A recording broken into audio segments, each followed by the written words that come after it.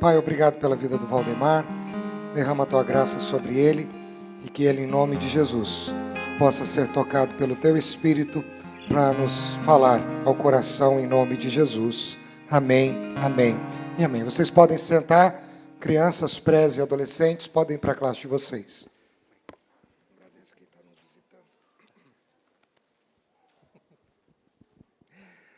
Bom dia a todos, como é bom estar com vocês. Eu quero, antes de começarmos, agradecer também você que nos visita pela internet. Fique sabendo que você é muito especial para nós. Obrigado por nos acompanhar e sempre quando puder, estar em Londrina ou passando por Londrina, ou se você é de Londrina, venha nos visitar pessoalmente, será uma alegria recebê-lo. Deus possa abençoar. Tudo bem, igreja? Tudo bem com vocês? Amém? Vai tudo bem? O pastor Ricardo falou que nós vamos dar início nesse mês, né? Um novo tema, e é um tema para a família, né? Da crise à esperança. Então, em maio, nós abordaremos algo que eu creio vai ser libertador e restaurador na vida das nossas famílias. E hoje, nessa manhã, dando início e abrindo, então, esse leque, né, de mensagens, eu quero trabalhar o tema geral da crise, a esperança, mas eu vou dar um título diferente. Enquanto você abre comigo a sua Bíblia, se você quiser me acompanhar, vai ser projetado ali, Mateus capítulo 8, versículo 23 ao 27.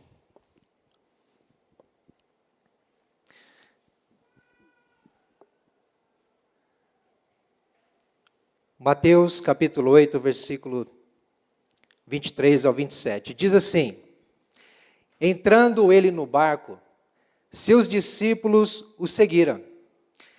De repente, uma violenta tempestade abateu-se sobre o mar, de forma que as ondas inundavam o barco.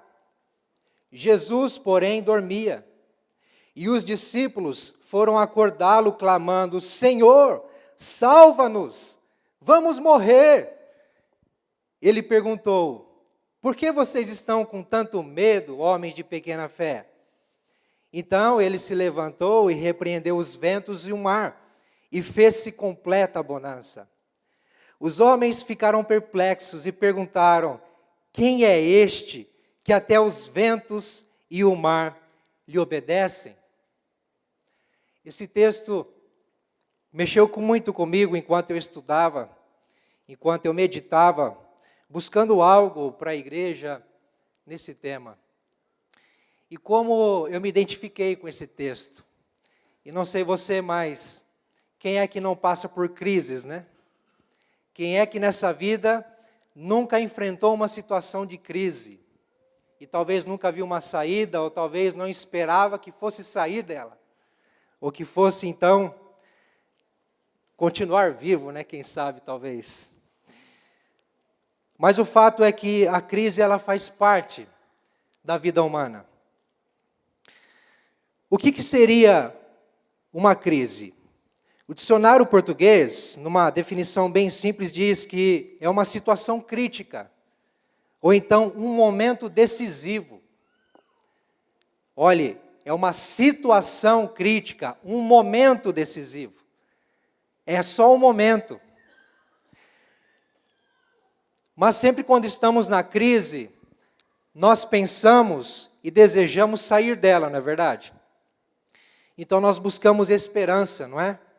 E o que é esperança? Esperança, numa definição simples também do dicionário português, significa confiança ou expectativa otimista. Então, se eu estou numa crise e eu preciso de esperança, eu tenho que ter uma expectativa otimista. Agora, como é que faz? Se eu estou numa crise, desiludido, angustiado, com medo, sofrendo, quem sabe até sentindo dores, como ter uma expectativa otimista para sair dessa situação difícil? E muitas vezes nossas famílias se encontram assim, né? Muitas vezes nossas famílias enfrentam situações, crises, adversidades que é só por Deus. Só por Deus, né? Agora, a gente precisa entender que há vários tipos de crise. Assim como também há vários tipos de causas de uma crise. Mas eu quero só rapidamente falar de algumas aqui. Por exemplo, nós, enquanto cristãos, nós entendemos que há crises que são consequências dos nossos pecados. Por exemplo, o orgulho, o egoísmo, a vaidade pode nos levar a crises. Um exemplo, se no meu orgulho ou na minha vaidade eu desejo adquirir algo que eu não tenho condições de comprar. Se eu quero comprar uma casa, eu compro uma casa, fecho um negócio, assumo um compromisso que eu não tenho condições de levar adiante. Possivelmente, eu entrarei numa crise financeira, não é verdade? Mas também, outro exemplo, se eu me relaciono com uma pessoa, ou com pessoas que são extremamente insubordinadas, intolerantes, arrogantes, vaidosas, infiéis, fofoqueiras, preguiçosas, enfim.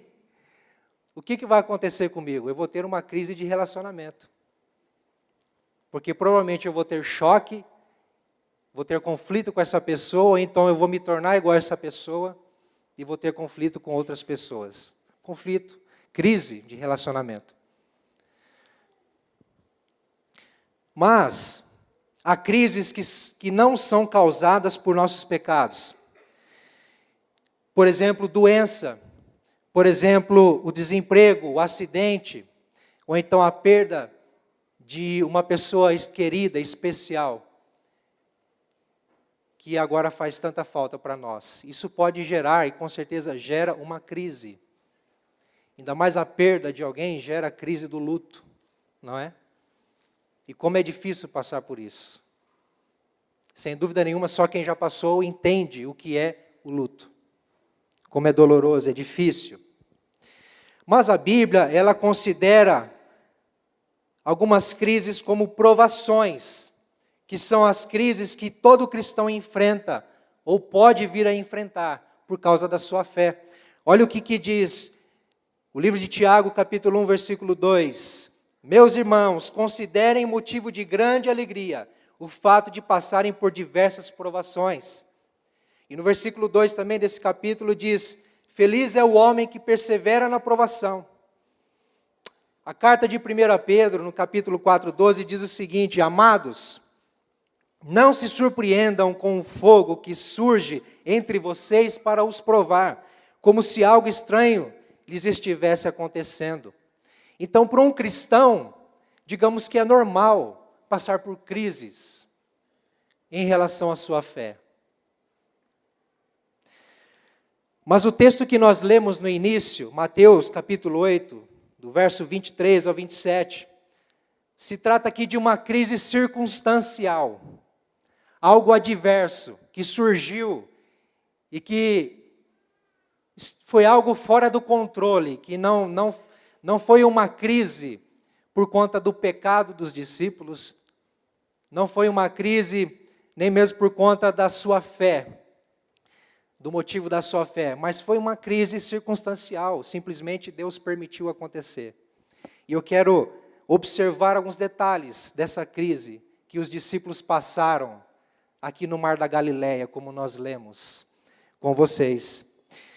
Essa crise foi tão forte que eles acharam que eles não iriam sobreviver, que eles iriam morrer ali. E aí eu quero utilizar esse enredo, ou essa história, esse drama, que foi um fato real, e a Bíblia registra como um fato real histórico, eu quero utilizar isso para ilustrar que a nossa família, os nossos lares, assim como um barco em alto mar, pode passar ou estar passando por uma violenta crise, uma violenta tormenta, como esses discípulos enfrentaram no seu barco. Mas eu quero dizer algo para você, que em Cristo nós podemos passar e superar qualquer crise. Eu vou repetir, em Cristo nós podemos passar e superar qualquer crise. Esse texto que nós lemos no início, ele nos mostra 3 verdades que nos ajudam a superar a crise. E quais são essas verdades? A primeira é que Cristo mesmo permite a crise. Olha que interessante. No versículo 23 é dito que Jesus entrou no barco. E logo após os seus discípulos o seguiram. Entrando ele no barco, os seus discípulos o seguiram. Quem primeiro entrou no barco? Jesus.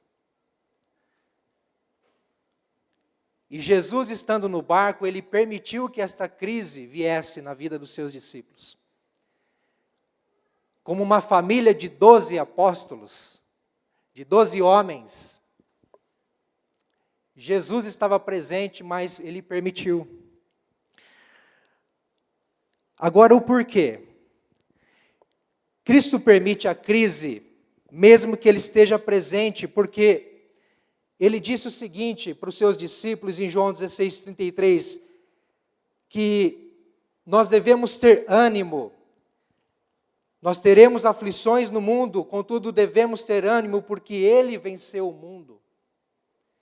Ou seja, ele nos permite ter crises, assim como os discípulos tiveram, mesmo com Jesus no barco, porque ninguém está isento de crise. E Jesus não nos promete isenção de problema, de crise. Pelo contrário, ele está presente. Cristo permite a crise também, ainda que pareça que ele não esteja.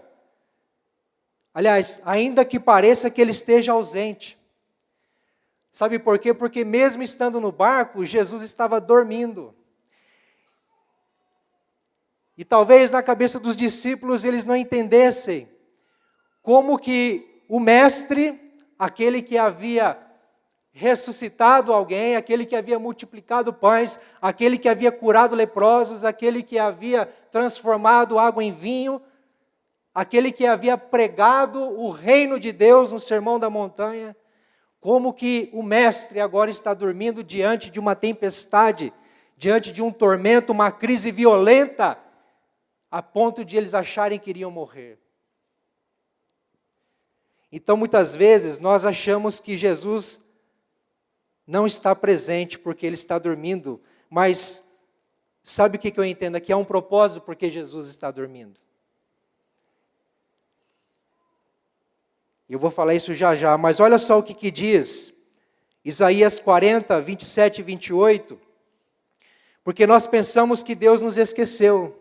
Muitas vezes enfrentamos lutas e pensamos que Deus esqueceu de nós, ou que Ele simplesmente não faz caso do nosso sofrimento, mas Ele cuida de nós. Olha o que diz o texto: porque você reclama, ó Jacó, e porque se queixa, ó Israel? O Senhor não se interessa pela minha situação. O meu Deus não considera a minha causa. Será que você não sabe? Nunca ouviu falar? O Senhor é o Deus eterno, o Criador de toda a terra. Ele não se cansa, nem fica exausto. Sua sabedoria é insondável. Os discípulos certamente tinham consciência desse Deus Criador. Até porque Jesus havia dito que Ele era o provedor para eles. E que eles não deveriam temer o mundo, não deveriam temer nada, mas simplesmente esperar em Deus. Olha o que diz Isaías 43, 2. Quando você atravessar as águas, eu estarei com você. Quando você atravessar os rios, eles não o encobrirão.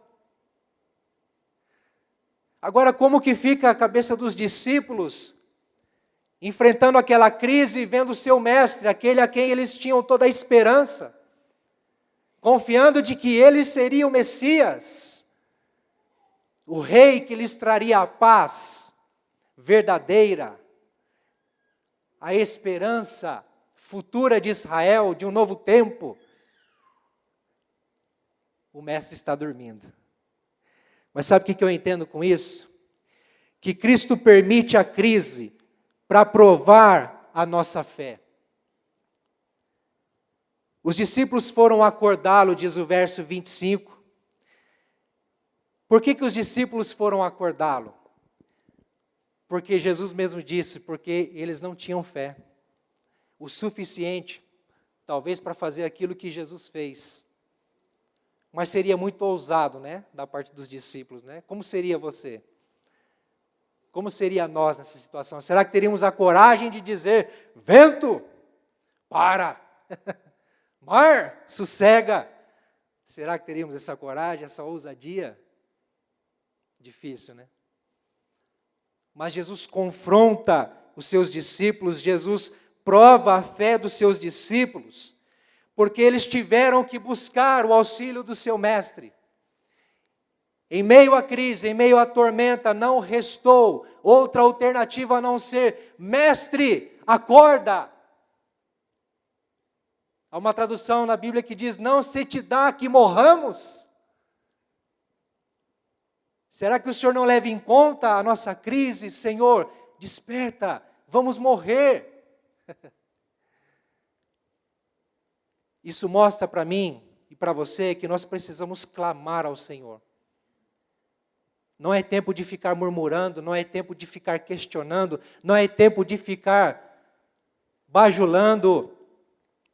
É tempo de buscar, clamar ao Senhor. Senhor, só o Senhor pode me socorrer. Senhor, só Tu tens a resposta. Senhor, socorra-me. A minha casa é Tua, o meu lar é Teu, a minha família é Tua. Senhor, socorra-nos. É no fogo das provações que somos forjados por Deus. Olha o que diz Tiago, capítulo 1, versículo 2, 4. Meus irmãos, considerem um motivo de grande alegria o fato de passarem por diversas provações, pois vocês sabem que a prova da sua fé produz perseverança. E a perseverança deve ter ação completa, a fim de que vocês sejam maduros e íntegros, sem lhes faltar coisa alguma. Sabe por que nós passamos por crises? Porque somos provados. E o Senhor está trabalhando em nós. Há um propósito para todas as coisas debaixo do céu. Então a crise que enfrentamos tem um propósito. Deus quer falar algo conosco, Deus quer nos ensinar, Deus quer trabalhar em nós, Deus quer nos fazer crescer, nos fazer amadurecer. Ele permite a crise para provar a nossa fé. Lendo esse texto, pensando nesse texto de Mateus 8, eu logo lembrei de uma frase que uma vez eu escutei no meu trabalho, numa reunião de funcionários, em que um dos nossos chefes disseram o seguinte, nos incentivando, né, a proatividade, né, aquele fervor, aquela paixão pelo trabalho, sabe? Que muitas vezes a gente perde. E ele disse assim, olha, às vezes nós recebemos responsabilidades, mas é para o nosso crescimento. Então a gente não pode perder essas oportunidades, tem que abraçar, mesmo sendo um grande desafio. Aí ele falou uma frase assim, que me lembrei, logo em seguida que li esse texto, que diz assim que o bom marinheiro só se faz com tempestade no mar. Aí eu fui pesquisar essa mensagem, essa frase na internet, para ver qual seria a origem, e eu quero repassar a vocês. Eu achei um poema de uma cantora cristã chamada Marcela Thaís. Eu não a conheço, nunca ouvi uma música dela, acredito. Mas achei muito lindo a continuação desse poema que diz o seguinte, preste atenção. Bom marinheiro só se faz com tempestade no mar, que o ensina a velejar, são e salvo a retornar. E a pipa só pode voar se um vento forte a empinar. E com sua força arrastar seu corpo leve no ar. Tudo é difícil, mas só é difícil até ser fácil, ou até fácil se tornar. Boas notícias vão chegar, se você acreditar. Lindo, não é? Isso tem todo sentido diante dessa crise que os discípulos passavam e diante das crises que nós enfrentamos no dia a dia. Diante das tempestades violentas que as nossas famílias estão expostas. Uma crise financeira, um filho desobediente que precisa encontrar o seu caminho, crise de identidade. Nós precisamos nos prostrar diante de Deus na crise, entendendo que há um propósito e Ele está trabalhando em nós. A segunda verdade que nos ajuda a superar a crise é que Cristo repreende a crise. Ele não só permite, mas Ele repreende. E nisto eu entendo que Ele tem todo o controle. Cristo repreende a crise quando nos confronta em nossa fraqueza. Se há um propósito de Deus para nós na crise, que é provar a nossa fé, ao mesmo tempo, Cristo repreende a crise quando nos confronta em nossa fraqueza. Olha o que aconteceu com os discípulos quando eles foram despertar Jesus. Senhor, socorra-nos, vamos morrer. O que Jesus disse para eles? Por que vocês estão com tanto medo? Homens de pequena fé. Acredito que os discípulos na hora ou se não se iraram com Jesus naquele momento. Como que assim, se Jesus, o senhor não tem... Ô Jesus, nós estamos aqui quase morrendo e o senhor ainda vem dar uma dessa, uma flechada dessa. Mas Jesus pega, sabe, no íntimo do coração deles, no íntimo da alma deles, o que há de mais fraco, que é a fé. Homens de pequena fé, por que vocês estão com medo? Então somos confrontados naquilo que menos desejamos, porque dói. Quando estamos na crise, enfrentando desafios, enfrentando uma dor, uma perda, uma porta fechada, e Deus quer nos mostrar algo, Deus quer trabalhar em nós, isso dói. Porque Deus quer o nosso coração, Ele nos quer por completo, por inteiro. Então Ele vai trabalhar até aonde for necessário, na nossa mais profunda fraqueza. E qual é a sua fraqueza? Qual é a nossa fraqueza? A fraqueza dos discípulos nesse momento foi a fé.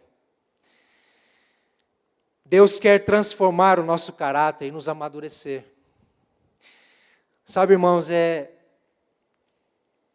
hoje eu posso dizer que eu sou o que sou.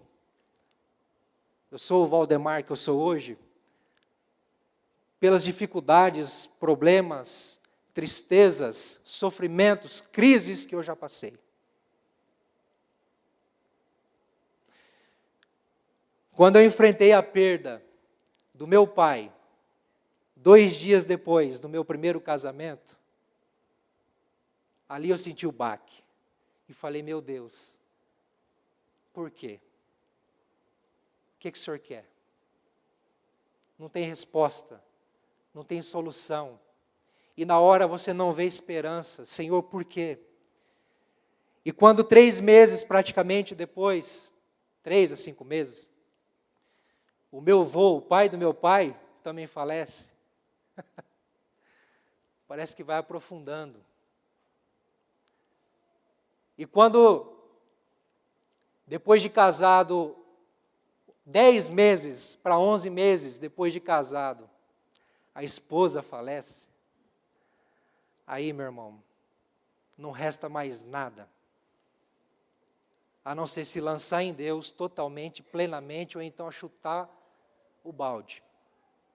E eu confesso para vocês, a minha vontade foi chutar o balde, foi sair correndo, foi esquecer de tudo, abandonar a fé, abandonar a igreja, abandonar a família. E pela graça de Deus, Ele me segurou. E disse assim para mim, Valdemar, fique tranquilo, porque eu estou com você no barco. Eu passo com você.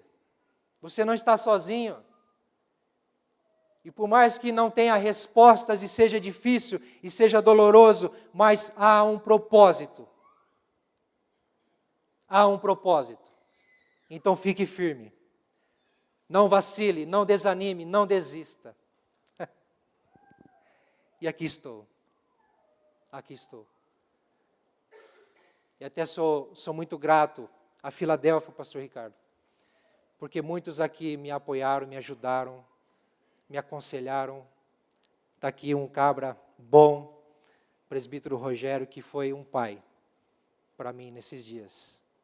Tantos outros aqui também.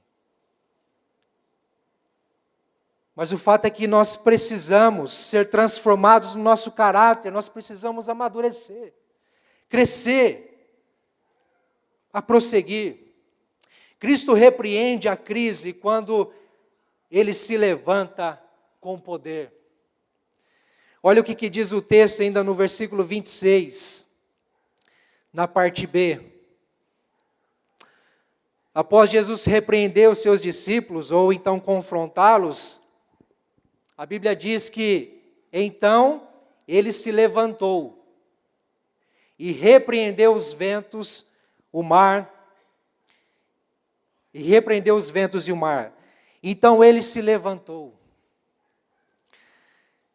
Lembra que nós falamos no início, um pouco no início, que nós achamos que Deus está dormindo? Em meio à crise, nós achamos e pensamos que Deus não está olhando para nós, cuidando de nós. Mas sabe de uma coisa, Deus está esperando o momento certo, o momento adequado, o momento exato, em que você toma uma posição, em que você se dobra aos pés dele, para que ele se levante e tome o controle e haja.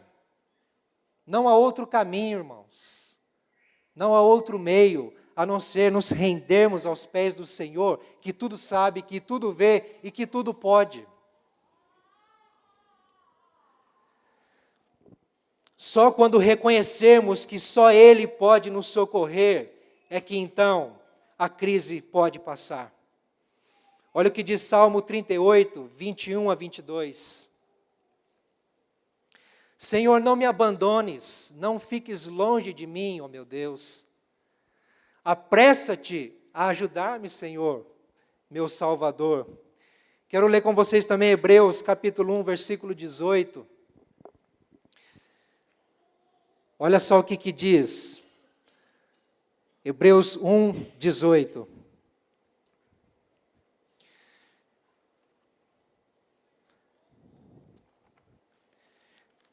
Diz assim: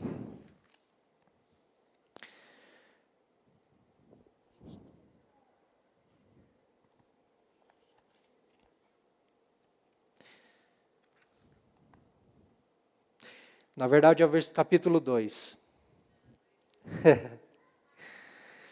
Porque tendo em vista o que ele mesmo sofreu, e está falando de Jesus, quando foi tentado, ele é capaz de socorrer aqueles que também estão sendo tentados. Olha o que diz o capítulo 4, no versículo 15, e o versículo 16 do mesmo livro. Pois não temos um sumo sacerdote que não possa compadecer-se das nossas fraquezas, mas sim alguém que, como nós, passou por todo tipo de tentação, porém, sem pecado. Assim sendo, aproximemo-nos do trono da graça, com toda a confiança, a fim de recebermos misericórdia e encontrarmos graça que nos ajude no momento da necessidade.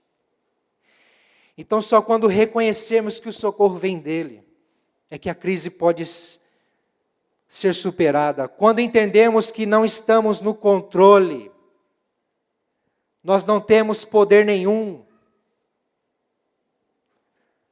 Só quando entregarmos o controle de tudo a Ele, que tudo pode fazer, aí então há esperança. Cristo repreende a crise para trazer de volta a perfeita paz. Ainda no versículo 26, do capítulo 8 de Mateus, diz que após Jesus repreender os ventos e o mar, e fez-se completa bonança. Sabe o que eu entendo? Que Cristo repreende a crise para trazer de volta a paz perfeita, para trazer de volta aquilo tudo que estava normal. E por algum motivo, por alguma circunstância, simplesmente se descontrolou. Nenhuma crise, ela vem para ficar. Sempre haverá um fim. Porque parece que quando estamos enfrentando uma tormenta dentro da nossa casa, um turbilhão, um furacão passou por lá, parece que não há saída, não há esperança. Mas eu vou dizer uma coisa para você. E eu sei que vocês já passaram por algumas situações e superaram. A crise, ela não é eterna, ela tem um fim. Então vai passar, vai passar. Quanto maior a tempestade, maior será a calmaria. Quanto maior for a violência do vento, maior vai ser a sensação de alívio, de calma, de bonança. Então, meu irmão, minha irmã, fique firme. Fique firme. E se você está bem em um dia ter de enfrentar uma crise, lembre-se, vai passar. E a bonança vem pela frente. Mas, por último, a terceira verdade que nos ajuda a superar a crise é que Cristo, Ele triunfa por meio da crise. Olha o que diz o versículo 27, na parte A, que os homens ficaram perplexos. Isto me diz que Cristo triunfa por meio da crise quando ficamos admirados com o seu poder.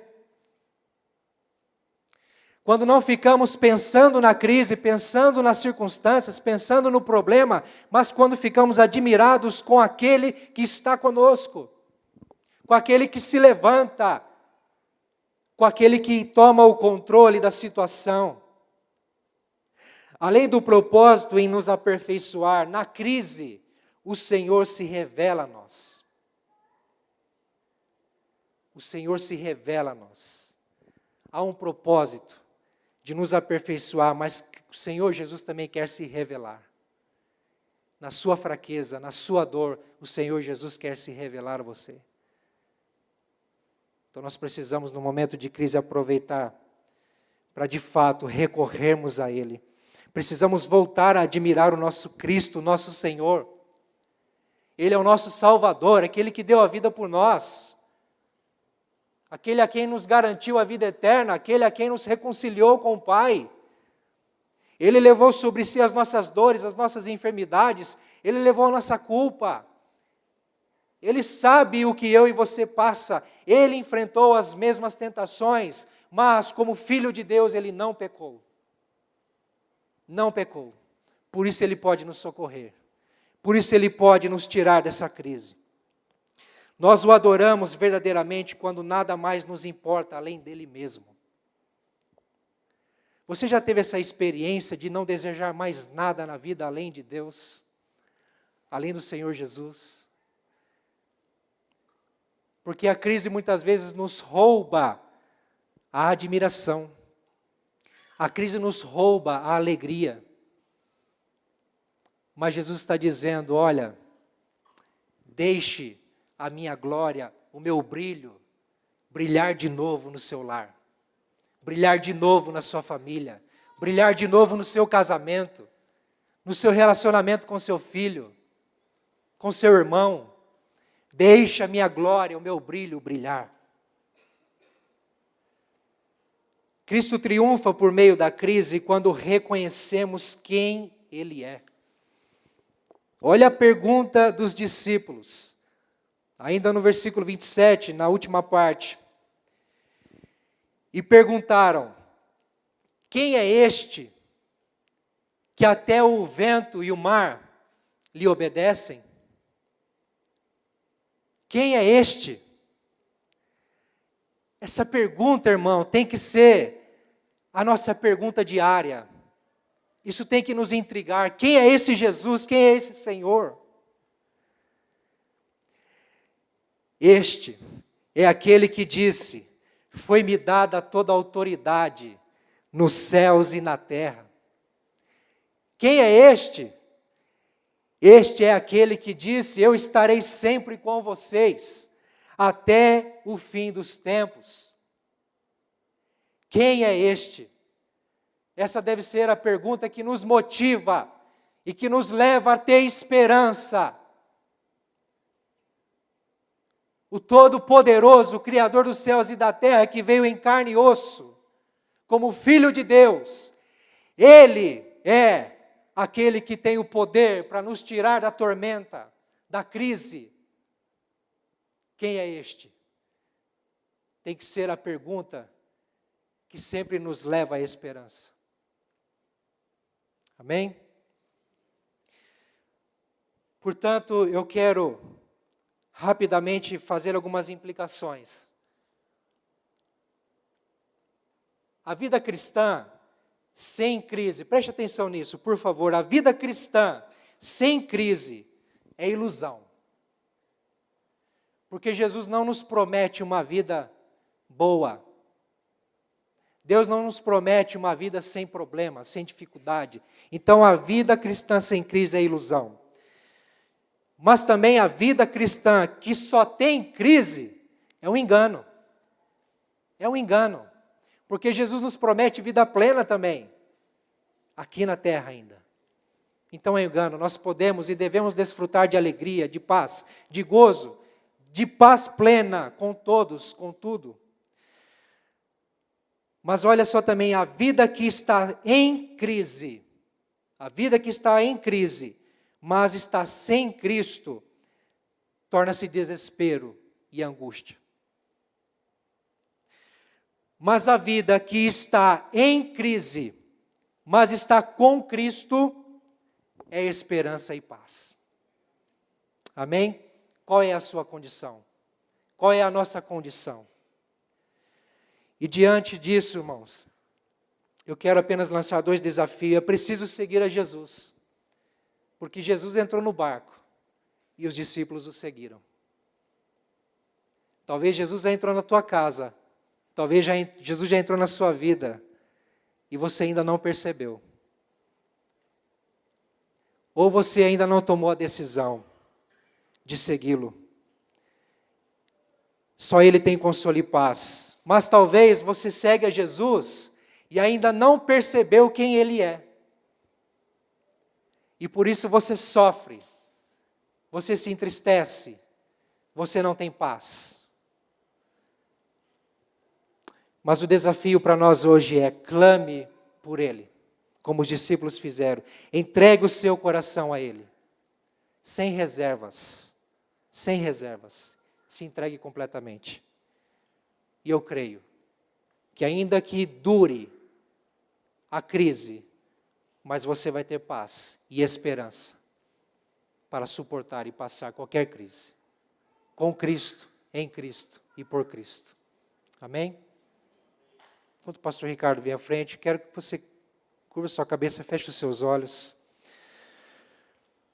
Pai, obrigado por tua palavra, Senhor, que revela a tua vontade e a verdade, Senhor. Apenas pedimos, Pai, que o Senhor nos console e nos ajude a superar qualquer crise, qualquer tormenta das nossas vidas, porque o Senhor está conosco.